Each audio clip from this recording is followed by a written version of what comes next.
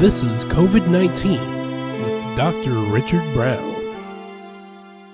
Hello, this is COVID-19 with Dr. Richard Brown. So thanks for joining me today. Summer has come to an end, just about, with the schools starting back up and kids going back. Unfortunately, the number of COVID-19 cases continues to spread out there, so it is not gone. It has reduced over the past couple of years, but it's still out there waiting to infect you. So today I'd like to do a recap of COVID-19 and an update on the fight against this deadly disease. Now, last week we did a town hall meeting at the Fabric Lab here in Omaha, Nebraska.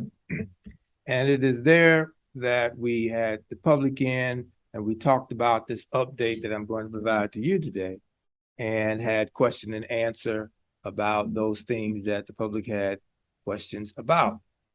So I'm going to start from a basic standpoint, much of which you already know about. You've been living with COVID for the past couple of years here, living with the fact that it's out there and all of the things that people have been saying for and against it. And so you have a basic understanding of what I'm talking about, but I'm going to go to a place where it sort of gives you a brand new zero level or beginning level, just to bring us up to where we are today. So first of all, we know that the coronavirus is an infectious disease caused by an invisible organism that infects the upper respiratory system of the human body, including the lungs. Basic. So we also know that the virus can spread from an infected person through their mouth, through their nose, by way of small liquid particles.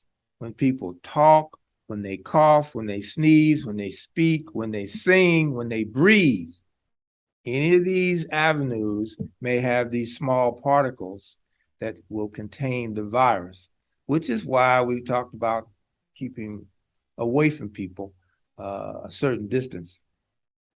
So to provide you with just a short history of this pandemic, remember, not too long ago, March 11th, 2020, the World Health Organization declared that the coronavirus infection was indeed a pandemic.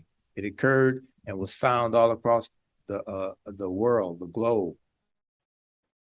So by December 9th of that same year, the U.S. had its single day of death at 3,000. 3,000 people died on that single day in December 9th, 2020. But by December 14th, we had our first vaccine, which was developed by Pfizer. So that's a short period of time. So between March 2020 and December 14th, we've got our first vaccine. That's a short period of time to develop a vaccine for a disease that we didn't know a lot about at first. So then the first shots came available and went to the hospitals, went to the frontline healthcare workers, and also to long-term care facilities, because we knew those were the most vulnerable populations and they were on the front line. So hope was born during that time. I mean, this worldwide nightmare we thought was over or about to be over, because now we've got a vaccine. But in April 19th of this year, 2022, CDC lifted the mask mandate for the airlines and for the travel. And this took place because a 34-year-old Trump-appointed judge said that it needed to be done. It was based upon a legal opinion, not a public health or scientific opinion. So, as we speak, as we spoke last week, which is around August 23rd, the total cases worldwide were 601,254,050. These are the number of cases worldwide. The number of deaths worldwide was 6,472,851. Now, the total cases in the U.S. was 95,345,858. The deaths in the U.S. as of last week was 1,065,569. That's a lot of people that have died from this virus. So it is serious, no matter how you look at it. This is a serious disease and should be recognized and understood and adjusted to. The total number of cases in Nebraska, where we live, as of last week was 529,769. The total deaths was 4,445 in the state of Nebraska. Now in Douglas County, where we're located, Omaha, the total cases were 166,312. The total deaths in Douglas County was at 1,161. Those that were hospitalized as of last week was 143. So we've learned a lot about this disease, but there's still some myths out there. Some of them have been dispelled. Some of them are still floating around. But I wanted to go through the myths just to bring you up to date as to where we are now. So one of the first myths I want to bring attention to was that the vaccine themselves cause COVID-19. Well, that's not true. However, 36% of the unvaccinated adults believe this, and 41% of unvaccinated Blacks believe this, but it's just not true.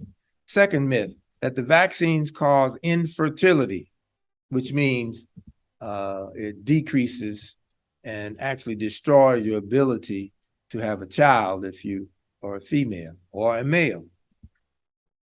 So 29% of the unvaccinated adults believed this myth. 31% of Republicans believed it, and 34% of the Republicans also say that the vaccine contained fetal cells, but this is all not true, just not true. The next myth was that the vaccine changes your DNA and that you should not get vaccinated if you have had COVID already. So it does not change your DNA. If you've had COVID, you should get vaccinated anyway because you can become reinfected. So just because you've had COVID does not mean that you can't be reinfected. I mean, think about the flu. Every year, the flu comes and kills about 60,000 people in this country. But we develop a new flu vaccine every year, and you should get your vaccination every year because the virus keeps mutating. And so it is not true that once you get COVID, you don't have to worry about it. Another myth is that the unvaccinated, especially among the Latino population, they think it costs them some money, that it's going to cost some money that they do not have, and that if they're undocumented, that they may be deported. Well, this is all not true as well. It doesn't cost anything to become vaccinated. Every citizen, every non-citizen, every human being can be vaccinated in the United States at no cost. So let me continue with a few more myths. So some believe that you can't trust COVID-19 vaccine because they were rushed. They developed the vaccine too fast. And so I want to say that there was new technology used along with an enormous amount of money that was injected into the system, both to the scientists and manufacturers, that made it happen so fast. So between March of 2020 and December of 2020, the vaccine developed because millions and millions of dollars were put into the system to develop this vaccine. Also, is that this is not the first coronavirus that we have. Remember, it's COVID-19. So we've had COVID 1, 2, 3, 4, 5, 6, 7, 8, 9, 10, 11, 12, 13, 14, 15, 18. So scientists know about it and have studied this.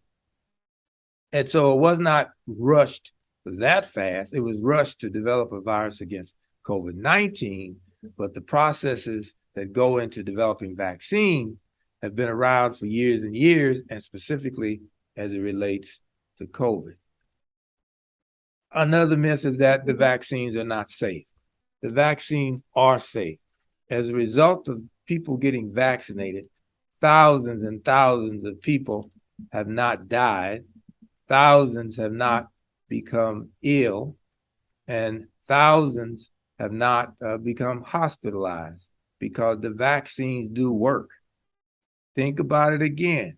Our children have been vaccinated against various diseases for the past 50, 80 years or more. You couldn't even get in school unless your kid had certain vaccinations. And so vaccinations work, they're real, they save lives. And so it's a myth that it does not. And then there was the vaccine that they said causes microchips. This is truly not true. This is a myth. Now, there are some microchips that you can place into the human body. We know that scientists can do that. You've seen it in the sci-fi movies, and it could actually happen.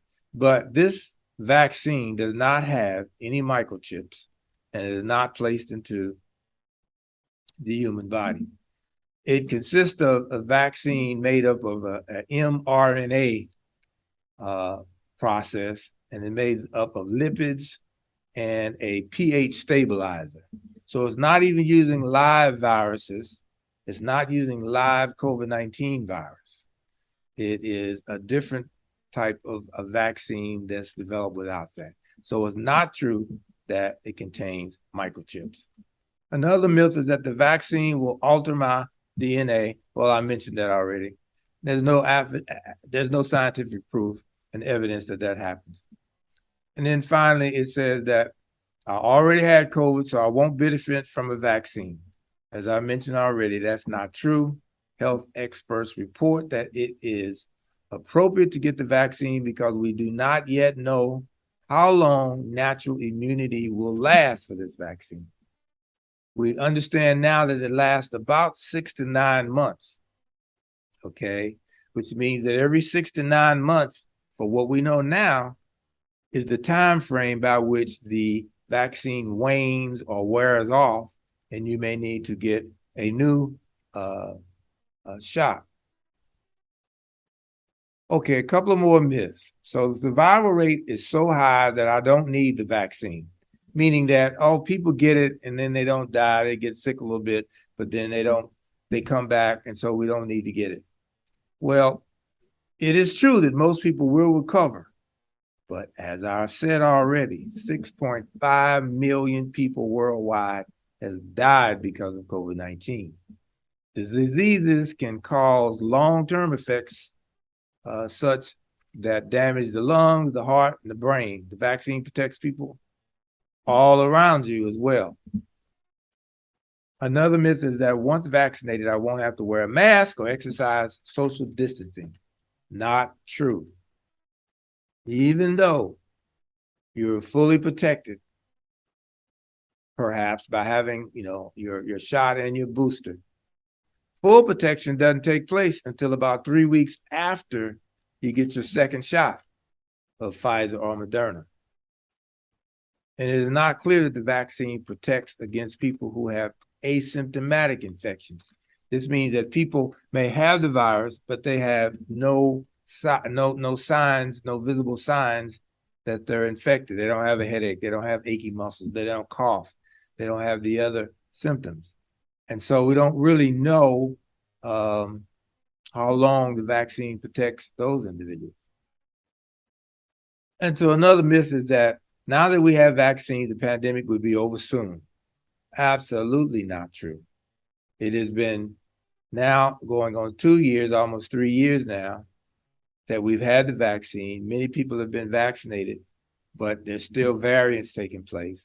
And so it's not going to be over soon, not until we achieve something called herd immunity.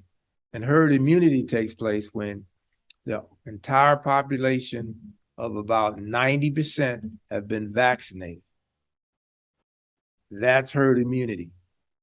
Until that takes place, the virus will continue to mutate. Right now, I think the country is only at about 72% vaccinated. So the virus has places to jump to. It's always looking for new places to jump to do what it does, which is to stay alive and to duplicate and then eventually kill its host. And so finally, the Tuskegee Tuskegee experiment. Well, yes, the Tuskegee experiment did take place. It did happen. But there's been lots and lots of fail safes put in place at this point that I don't think that'll happen again. I've been to Tuskegee. I've met some of the syphilis experiment persons involved, and lots of elected officials and government officials, and I worked in government for a while. So I feel pretty confident that the Tuskegee experiment type situation will not take place again. So now I want to talk about a few facts. We got the myths out of the way. Let's talk about some facts. Now, the facts are that the top sources of information on vaccine for unvaccinated adults are cable TV, network, local TV news, friends, and family. But their misconceptions could still mostly be coming from social media. Social media produces a lot of stuff. Matter of fact, people from 18 to 29-year-olds get most of their information from social media. That's according to Kaiser Permanente. Fact: doctors, nurses, community health workers, and pharmacists are both important sources of information for unvaccinated Americans and trusted managers. They have a special role to play in their communities, clearing up the myths about vaccines that remain among the most hesitant groups. Now, I mentioned something about variants. In the beginning, we had COVID-19, March 20th, right? So by 2021, a variant appeared among the virus called the Delta virus. By 2021, later part of the year, the Omicron variant, which is a subset of the Delta, appeared. And in 2022, scientists have now discovered an additional variant, BA.5, which is more deadly than the Omicron and the Delta before. It gets you sicker, but it doesn't have some of the effects such that because we have the vaccination and because we know more about how treating it, it's less dangerous from the standpoint of those ultimate disasters such as death, but it is more infectious. So prolonged vaccine inequity and the desire to move on beyond COVID-19 will lead to more and more new unpredictable variants. That's according to the World Health Organization. So what that means is that the more we continue to not wear our masks, the more we can go out and participate in activities that involve large crowds, thinking that we don't have to wear a mask because the disease has gone away. It's just not true, because it is looking to establish new variants. And as long as we continue to be unvaccinated, or we exchange these small liquid particles between each other, we can possibly continue to infect each other. And then there's something called long COVID. I didn't talk about this last week, but I'm going to talk about it today. Long COVID has been discovered. Again, this virus is something that we learned about in 2020. Now we're in 2022, and we're still learning things about it. So things have been showing up among humans. Populations have begun to develop some aches and pains and symptoms that didn't exist before COVID was around, and didn't exist before these people were infected. So definition: long COVID is a range of symptoms that can last weeks and months after first being infected with the virus that causes COVID-19, or can appear weeks after the infection. Okay. So weeks after the infection, even though you may have gotten vaccinated, you may get what's called long COVID. Weeks can go by and long COVID will show up, perhaps. Now, here are the symptoms, which is a lot of them, and they are similar to other things that you may feel and that have felt with the flu and some other viruses or infections. But these are specific to long COVID. Tiredness or fatigue. I mean, some people feel that every day, no matter what. Difficulty thinking. Some call it brain fog. Headaches. Some people have them too. Loss of smell or taste. Now, that's specific to COVID-19 and long COVID symptoms. Dizziness on standing. Pounding heart rate or heart palpitations. You may get some chest pain. Shortness of breath and cough. Joint muscle and pain and fever are also long COVID symptoms. You might even experience some depression and anxiety. And then symptoms that get worse after physical or mental activities are considered to be COVID, long COVID. So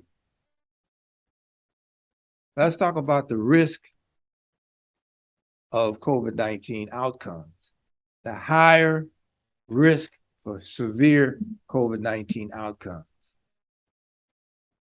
If you fall into these categories or anything of these fit you, then your risk of having a more severe outcome is greater.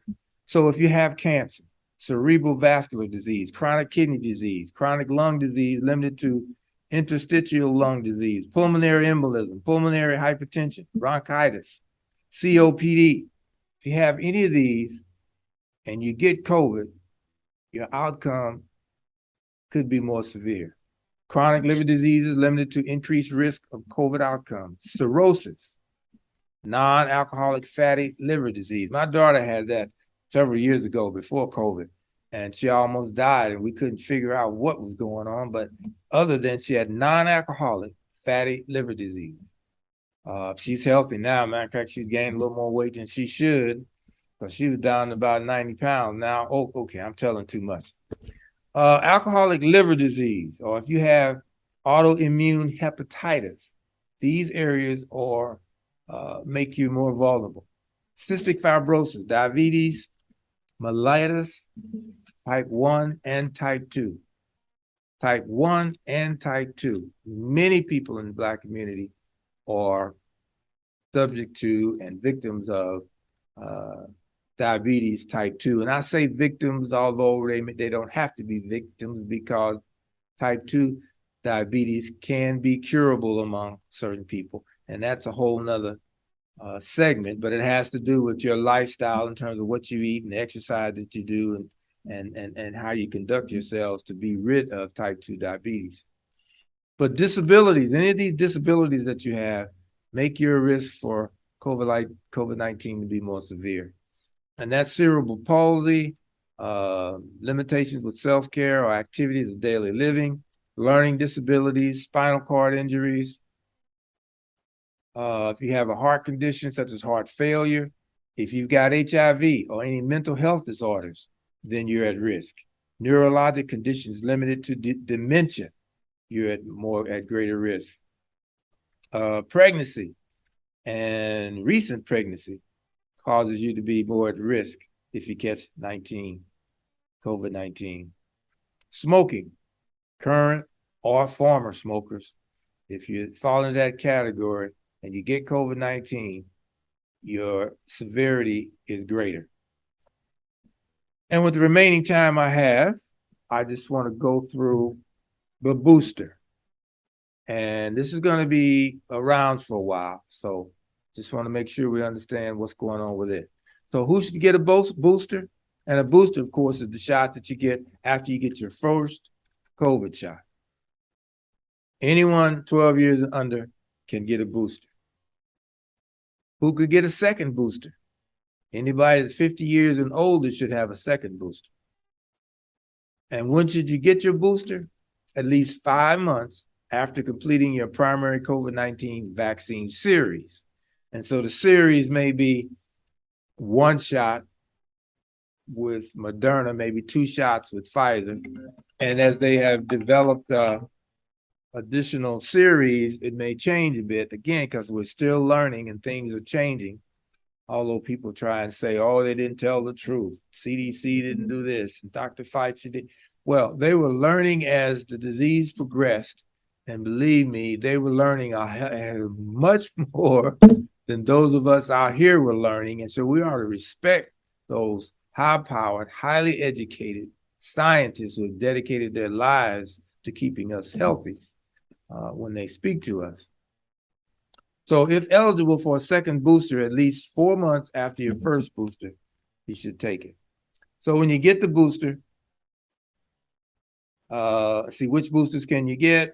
Again, the Moderna or the Pfizer.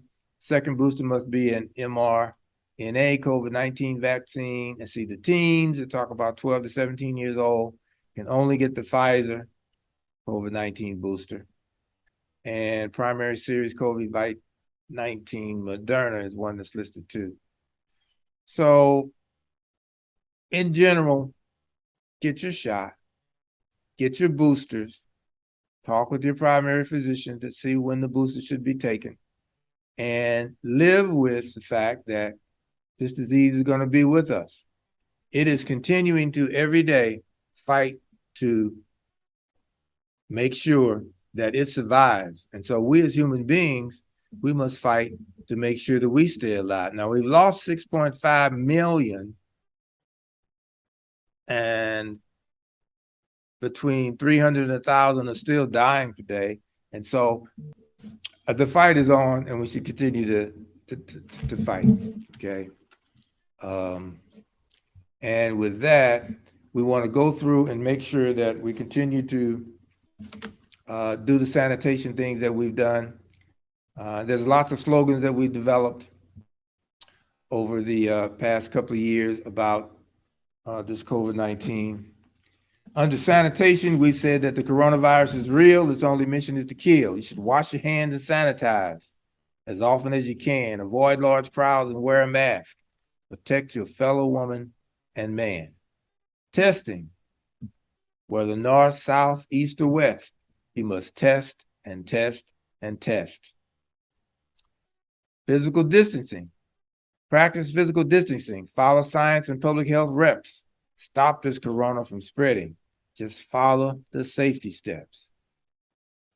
Other slogans are this: the virus has taught us that we're all in the same boat. The mask is a friendly flag of love and future hope. Hospitals are getting full. Don't be a fool. Save yourself and your family. Wearing a mask is cool. So there's lots of testing sites, especially here in the Omaha area. Charles Drew Health Center, One World Community Health Center, Walgreens, CVS, Kohl's, pharmacy. So bottom line on all of this, bottom line, is that you must begin to think seriously about this one body that you have to live inside, for one life that you had to live, and make sure you treat it with the utmost respect, and make sure that you put things into it that are healthy, that you live a healthy lifestyle, that you do all the things to make sure that you're going to live as long as you can. There's children born now, today, that will live to be 120, 150 years old because of all the modern technology and scientists that have perfected the existence of mankind. And so we got a long ways to go. We can be here a long time if we do all the right things to make sure that we fight this virus, and it is in our hands. So once again, this is Dr. Richard Brown and COVID-19. And Dr. Brown, we'll see you around. This has been COVID-19 with Dr. Richard Brown. If you'd like to leave suggestions, email us at ewcfacts@gmail.com. That's ewcfacts@gmail.com. This has been an EWC Communication production.